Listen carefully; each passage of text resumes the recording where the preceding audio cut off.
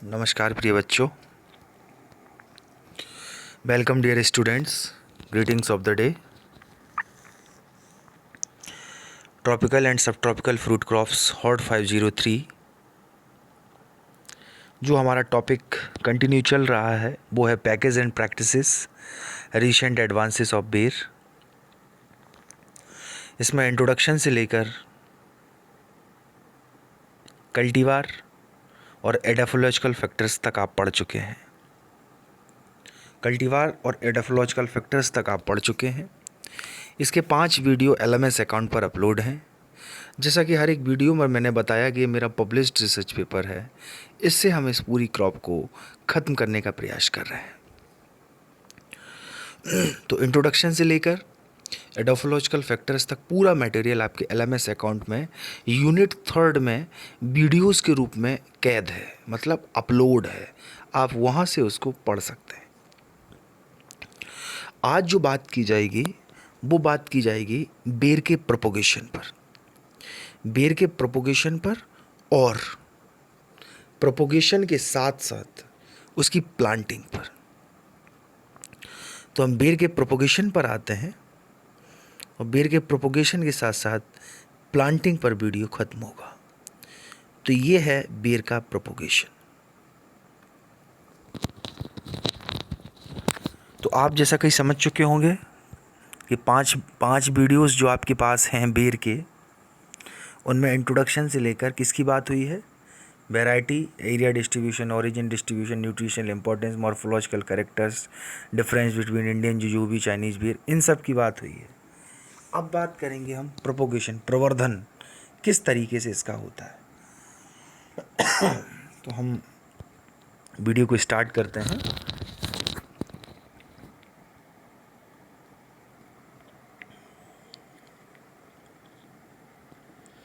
Propagation.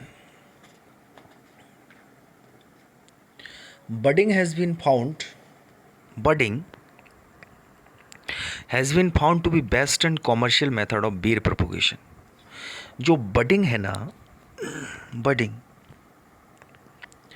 ये बहुत ही best and commercial method है बेर के प्रोपोगेशन के लिए, और ज़्यादातर रिंग बडिंग इसमें इस्तेमाल की जाती है। स्क्रीन पर आप रिंग बडिंग का डायग्राम देख सकते हैं कि किस तरीके से प्रोपोगेशन में रिंग बडिंग को इस शेप दी जाती है, इस तरीके से। तो आप उसको देख सकते हैं कि इस तरीके की शेप दी जाती है रिंग बडिंग में। कॉम्पिटिटिव क्वेश्चन में भी ये पूछा जाता है कि कॉमर्शियल मेथड ऑफ बेर प्रोपोगेशन, तो वहां पर भी आप रिंग बडिंग को ही चूज करते हैं, रिंग बडिंग। खैर, budding has been found to be best and commercial method of beer propagation. Different type of budding, that is T or inverted T budding, ring and patch budding, have been found successful. Different type of budding में जैसे T budding हुआ, inverted T budding हुआ, ring budding हुआ, patch budding हुआ, जो कि successful पाई गई हैं, ठीक है। But the best method of seed budding, पर जो बहुत ही बेस्ट मेथड है सीड बडिंग का, वो है टी और इन्वर्टेड टी बडिंग। कौन सा है? टी और inverted T budding. The best result by budding in June at Saharanpur, the best result by budding, जो कि बडिंग का बहुत अच्छा रिजल्ट मिला है, कब मिला है? जून में, ठीक है। वो कहाँ का एक्सपेरिमेंट बताया गया है? At Saharanpur UP, in Punjab, August in western Rajasthan, July in Gujarat, it is the onset of monsoon. क्या बताया गया है कि जो बेस्ट मेथड सीड बडिंग में है वो आपका टी और इन्वर्टेड टी बडिंग है। The best result by budding, the best result कब आता है बडिंग का? जून में। कहाँ पर? सहारनपुर में, यूपी में एक डिस्ट्रिक्ट है सहारनपुर, वहाँ। In Punjab August, in western Rajasthan July, and in Gujarat is the onset of monsoon. Gujarat में है ऑनसेट ऑफ मानसून, वही समझ सकते हो आप, जून जुलाई। यहाँ पर इसके रिजल्ट सही देखने को मिलते हैं। The best quality bud grafts the best quality bud grafts were obtained with flute budding performed during mid May to late June. The best quality bud graft जो है बर ऑप्टेंड मिलता है विद फ्लूट बडिंग, ठीक है, perform during mid May to late June. Mid मई से late जून जो है बडिंग को परफॉर्म किया जाता है, तब हमको जाकर बेस्ट क्वालिटी के बड ग्राफ्ट्स ऑब्टेन होते हैं। हमने क्या जाना कि budding has been found best commercial method. Budding क्या है? बेस्ट कॉमर्शियल मेथड है, जिसमें डिफरेंट टाइप की बडिंग होती है, चाहे वो टी बडिंग हो, चाहे इन्वर्टेड टी बडिंग हो, रिंग बडिंग हो, पैच बडिंग हो, ठीक है। सबसे ज़्यादा जो यूज की जाती है सीड बडिंग में वो टी और इन्वर्टेड टी बडिंग है, ठीक है। बेस्ट रिजल्ट कब है आता है ये आपको पर्टिकुलर हमने मंथ बताए हैं। साथ ही साथ बेस्ट क्वालिटी बड ग्राफ्ट कब ऑब्टेन होते हैं? जब हम उसको परफॉर्म करते हैं मिड में और लेट जून में, ठीक है। अब यदि हम बात करें, the root stock are commonly raised from shoot of the rootstock are commonly raised from seed of the wild species, and no graft incompatibility has been reported with the use of Ziphus oenopilia, Ziphus rugosa and Ziphus xylocarpa as rootstocks. इस line को हम फिर से देखते हैं कि the root stock are commonly raised from seed. जो root stock हैं वो ज़्यादातर जो रेज किए जाते हैं वो सीड से किए जाते हैं, वो भी कहाँ? वाइल्ड स्पीसीज के। And no graft compatibility has been reported.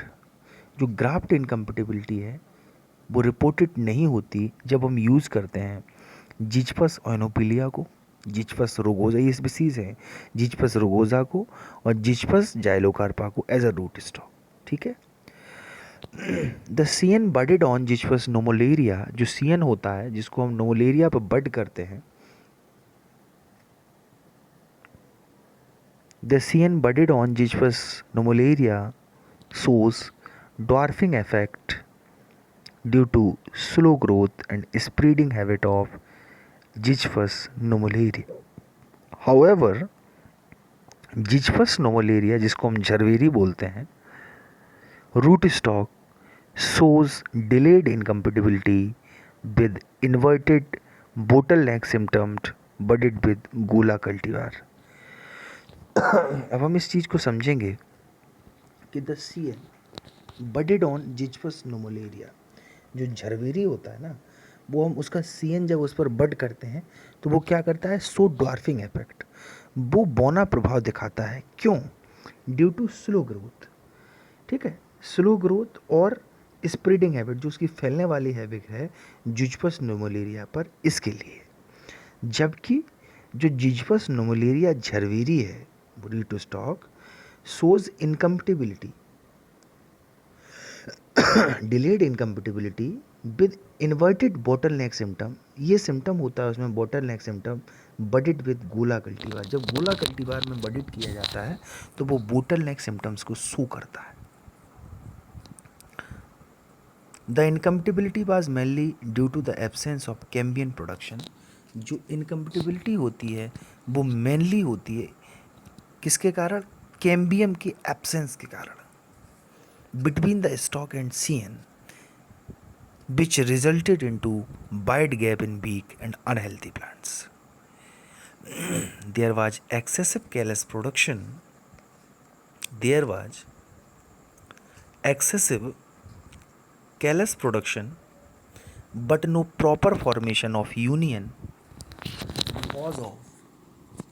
because of lack of differentiation into cambium, phloem degeneration of CN and formation of thick necrotic layer. Formation of thick necrotic layer between the stalk and CN, which might resulted into the formation of inverted bottleneck symptoms.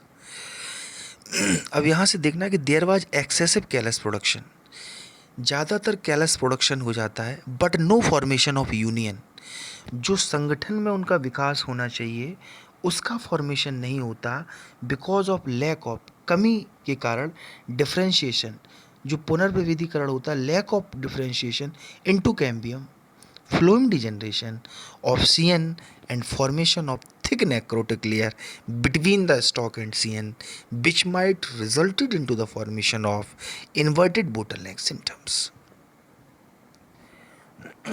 Zizyphus mauritiana root stock, जिसको ecotype 291 and Assam Guwahati भी synonym के रूप में बोला जाता है, mainly हम जिज्पस मॉरिशियाना को क्या बोलते हैं, इंडियन बेर। इसके रूट स्टॉक क्या है, इकोटाइप 291 और असम गुवाहाटी।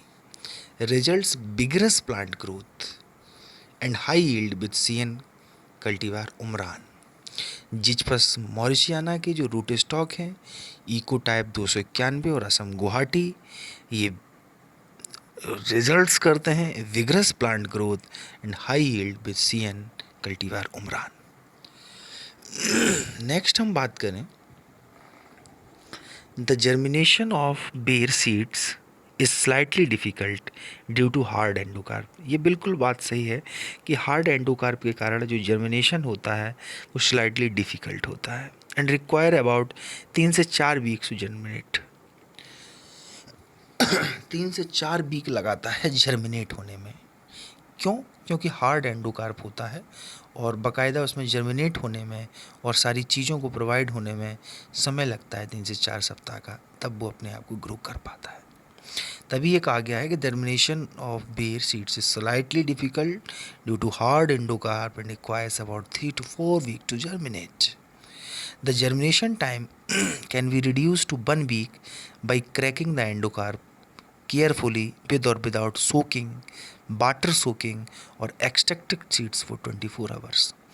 इसमें कहा गया है कि जो जर्मिनेशन का टाइम हमने यहाँ 3 से 4 वीक आपको बताया, उसको 1 वीक रिड्यूस किया जा सकता है। किससे?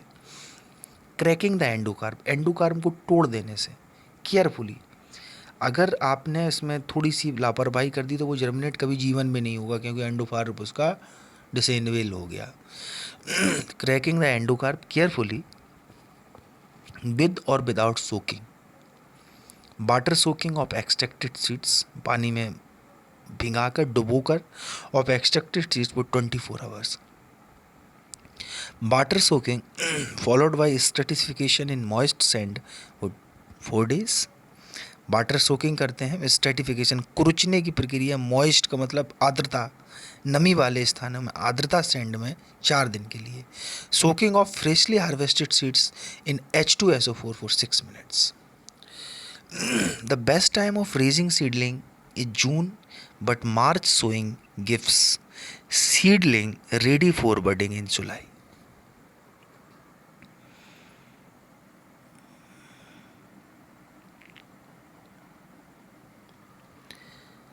सेकेंड पैराग्राफ से देखना, the germination of ber seed is slightly difficult due to hard endocarp. इसका एंडोकार्प हार्ड होता है एंड रिक्वायर अबाउट 3 से 4 वीक टू जर्मिनेट।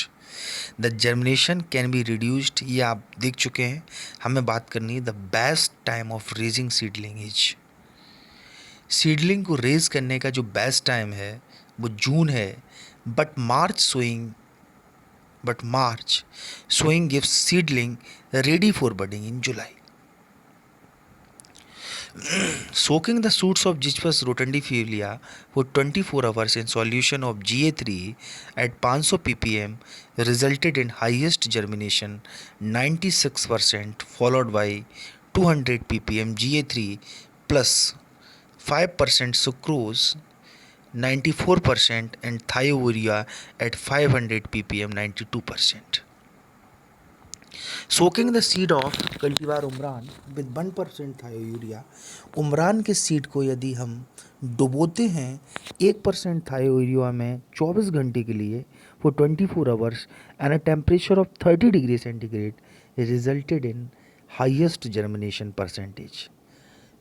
उमरान एक काफ़ी पॉपुलर वैरायटी है।